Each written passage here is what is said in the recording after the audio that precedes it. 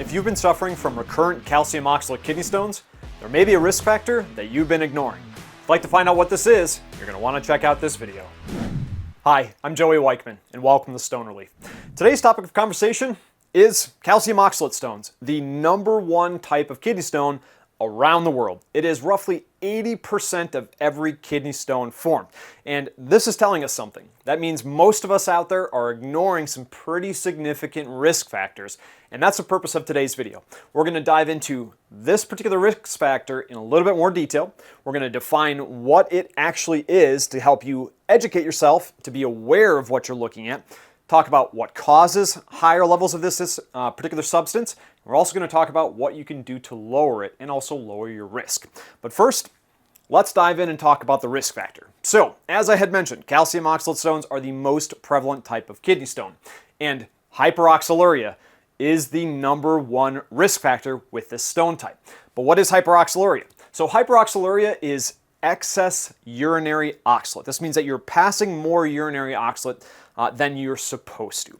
Now, there are two different types of this, and almost all of the population that forms kidney stones falls into this type, and that is secondary hyperoxaluria, also known as PH2. And this is where you have urinary excretion of oxalate between 10 to 40 milligrams a day. There is also primary hyperoxaluria, also known as PH1. And this is when you have urinary oxalate excretion of over 40 milligrams per day. And this is exceptionally rare. And when I say exceptionally rare, I really do mean it. It is literally 3 in every 1 million people who will have this condition. Not quite that 1 in a million unicorn situation, but pretty darn close. Now, urinary oxalate, as this increases, your risk increases. And the way that this works is really, it's about 2.7 milligrams per every 100 milligrams of oxalate that you consume. And on the surface, this really doesn't seem like much. However, this figure is based on a number of other things that are kind of outside of our understanding. And in particular, calcium is a driver for this. So the more calcium that you intake, the lower your urinary oxalate. And unfortunately, most of the Western world is woefully low on calcium on a daily basis. So this 2.7 number is really probably 5 to 10 milligrams per every 100 milligram. And this is why we have such a problem with recurrent calcium oxalate kidney stones. And the other thing to remember as well, oxalate is cumulative. And what I mean by this is that your intake of dietary oxalate does not equal your output, meaning it's not coming out of your body at the same rate. So if I consume 100 milligrams of oxalate, it is not showing up as 100 milligrams of oxalate coming through my urine. This stuff goes everywhere, which we will discuss in the next chapter.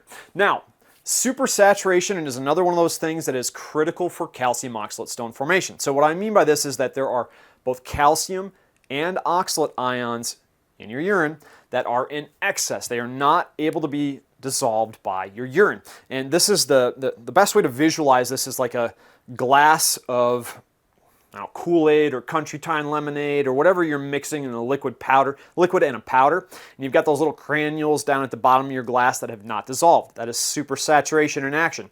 Same thing is happening in our kidney, and you cannot form calcium oxalate stones without supersaturation. Now, one note I want to make. People confuse this, including urologists and doctors. A lot of them like to blame calcium, in particular urinary calcium, as a risk factor for kidney stones, and this is not correct.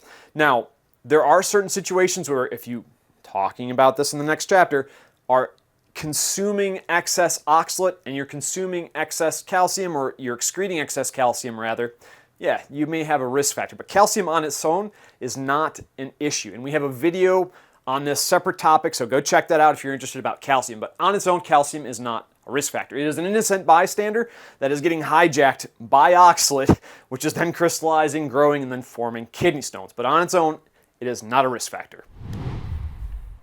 Okay, so if oxalate is such a problem, what the heck is this? So let's dive into this a little bit more to give you some definition about what actually oxalate is and why you want to avoid it. So oxalate on the surface is an organic acid that is produced by plants. This is part of their biochemistry, and in particular, they use it for a couple different things, but really the majority of its purpose is to act as a defense chemical, and we'll explore that a little bit more.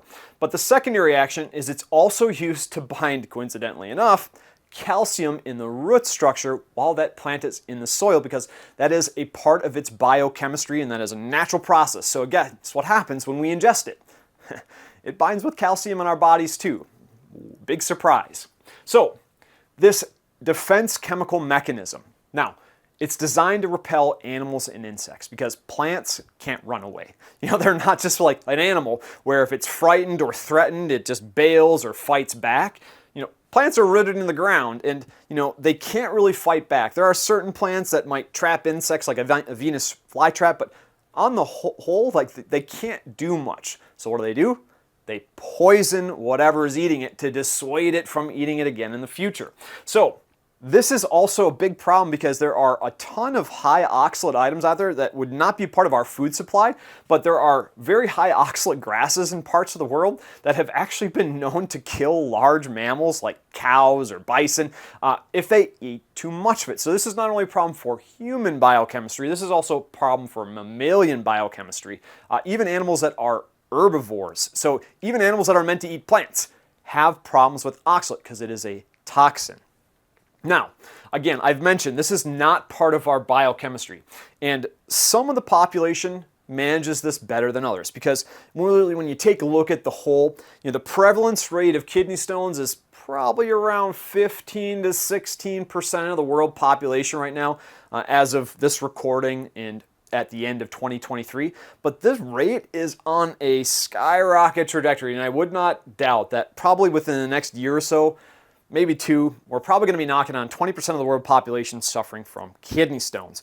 And there's left that other 80%, and that means there's something significant there. So this means that there's a percentage of the population, the majority of the population, that better manages this toxin than we do. And unfortunately for us, because we don't really manage this well, and we're going to explore this a little bit more in the future chapters, but this just gets deposited pretty much wherever body can shuffle it because it just doesn't know what to do with it. If we're consuming oxalate, it's like, what do I do with it? It's imported out to places. So it ends up in places like our kidneys where it binds with calcium and forms calcium oxalate kidney stones. It also can end up in our glands. Example of this is our thyroid. They have found calcium oxalate crystal deposition in thyroid glands, and they also show up in joints. And a lot of people, when they cut out oxalates, they have this oxalate detox because your body's literally releasing all this crap it's been piling up that it didn't really know what to do with, and it's purging, and people get violently ill. So oxalate is a bad thing, and we're going to talk about in the next chapter some of the things that you may be doing that are driving high levels of oxalate excretion in your urine. Just a reminder, this information is available in written form on our website. Find the link below in the description.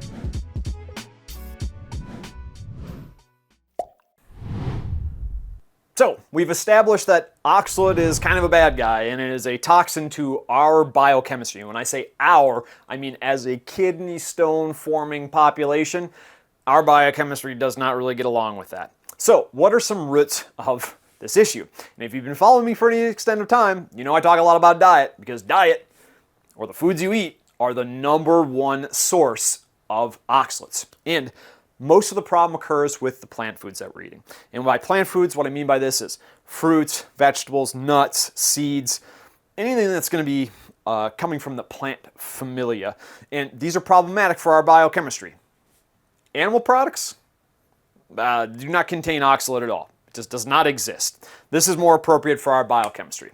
And what I mean by this in more detail, as I alluded to in the previous chapter, is we lack the genetic or metabolic machinery in order to process this like the other 80-85% of the population that does not suffer from kidney stones. So our ancestors didn't evolve this metabolic machinery because it probably wasn't necessary.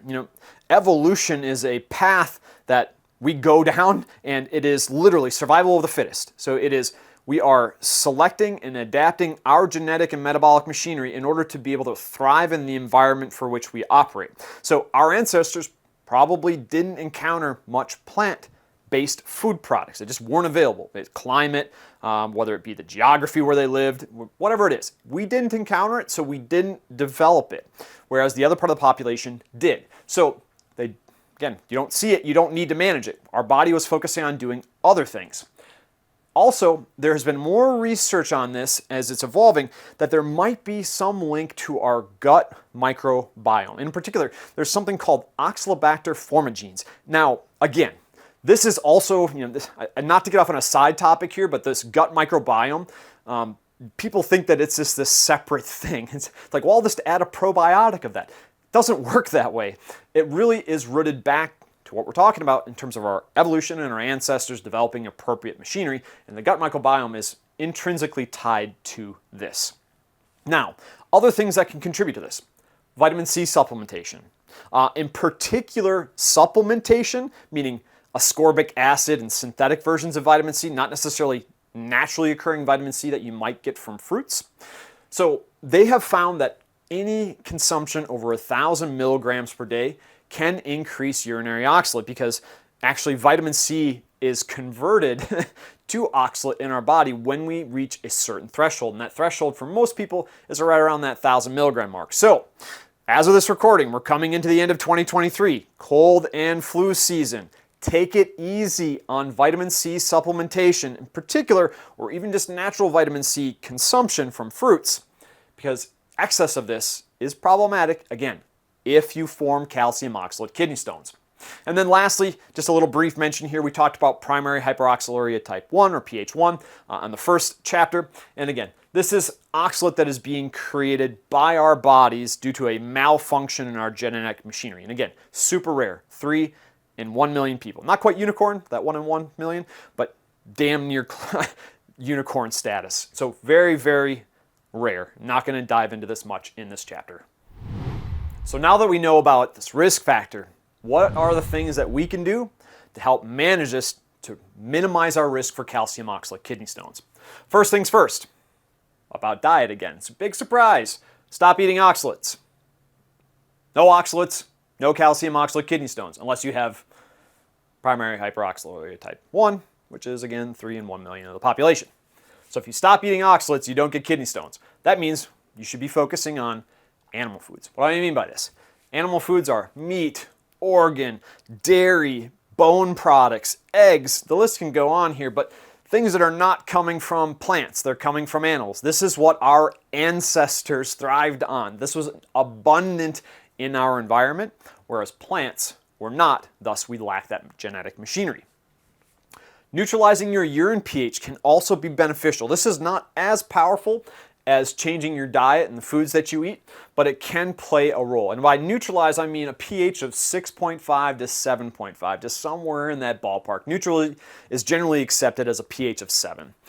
The reason for this is that the highest crystallization when observing calcium oxalate stones in the laboratory environment is actually occurring between a pH of 4.5 to 5.5, and this is an acidic environment. Now, you can use alkalizing agents carefully to do this. And what I mean by this is alkalizing agents, this is like thiazide diuretics, there are like potassium citrate that can be used. However, you need to use them cautiously, because if you reach over and you exceed that neutral threshold and you start knocking on the door of alkalizing your urine, this is a whole other problem. This is calcium phosphate stone territory, because your body in crystallization favors calcium crystallizing with phosphate in alkaline urine versus favoring oxalate in acidic or neutral type of urine situation. So you have to do it carefully. And the best way to do it carefully is to actually test your urine with little pH strips every single day to find out where you're at, to make sure you're not going too far and causing yourself a whole other issue.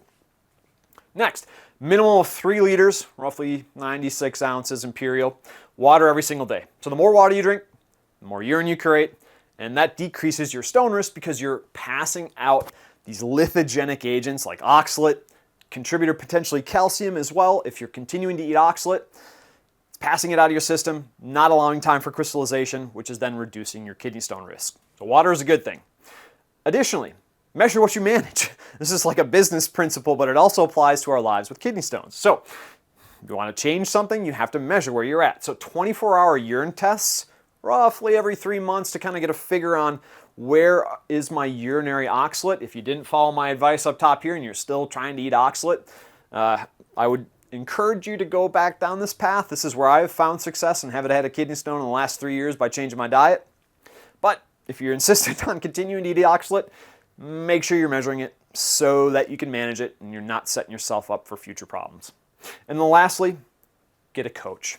One thing that's been true not only in my personal life, but also business life, with everything I'm doing here, is having someone in your life that's been where you want to go, i.e. no more kidney stones, and having them help you put together a plan in order to get there. And we offer coaching on our website, so if you're curious or you're looking for a service like this, head on over to stone-relief.com. You can find out more about our coaching services, but there are no shortage of people out there today that can help you construct an appropriate diet that is based on animal principles or animal foods that can help you eliminate your kidney stones.